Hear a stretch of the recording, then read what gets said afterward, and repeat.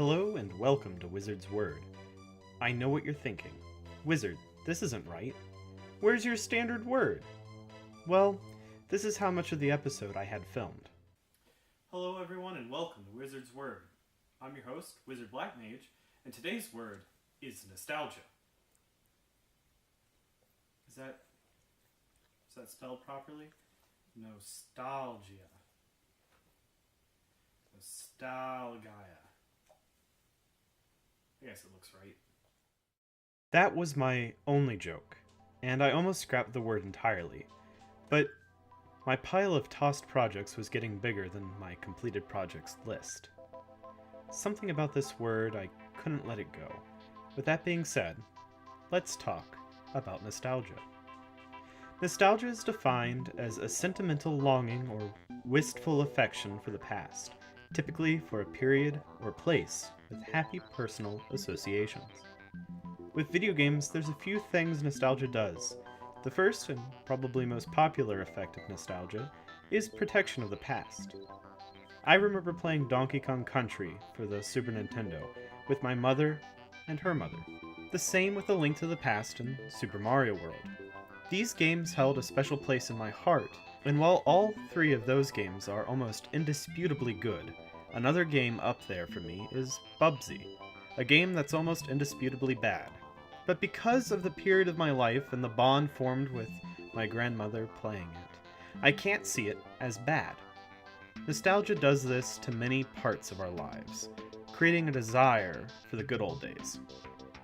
Whether it be a past relationship, a discontinued fast food menu item, or even some movies.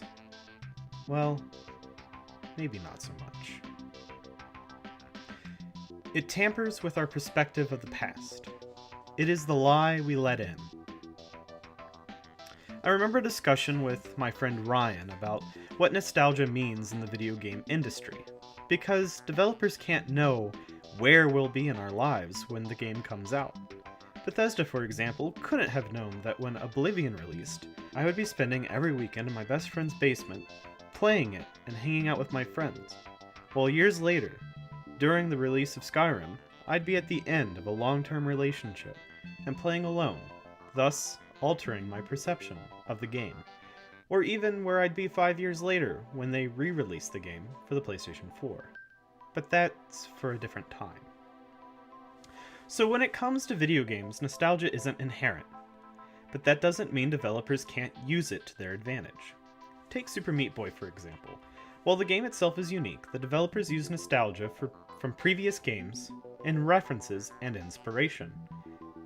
But if it's not taken into consideration, nostalgia can hurt a game. Banjo-Kazooie 3, for example, Nuts and Bolts.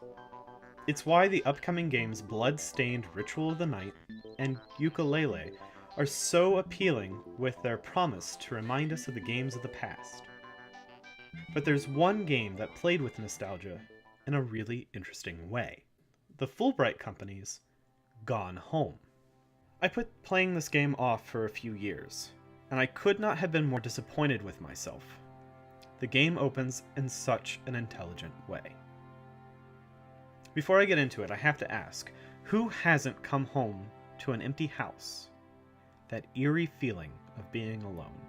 The house you expected to be filled with the humming of lights, the breaths of your sleeping mom, dad, brother, or sister, maybe the muffled voices of a television left on as someone dozed off. But instead you're greeted to a house filled with the sound of silence. The search through the home trying to find clues that might tell where your family went. These are feelings that I bet we've all experienced at one time or another. And Gone Home captures them incredibly. They do this so flawlessly that it didn't take much to get me to want to explore every inch of that house and learn what happened there that night, and by the time I made it to the end, I was in tears. The game pried itself into my emotions and shattered them from the inside out. And if you haven't played it yet, I fully recommend it. As a game reviewer, I have to be as cautious to dismiss nostalgia in my analysis of a game as the developer needs to take care to utilize it to its fullest potential. This has been Wizard's Word. As always, thank you for watching.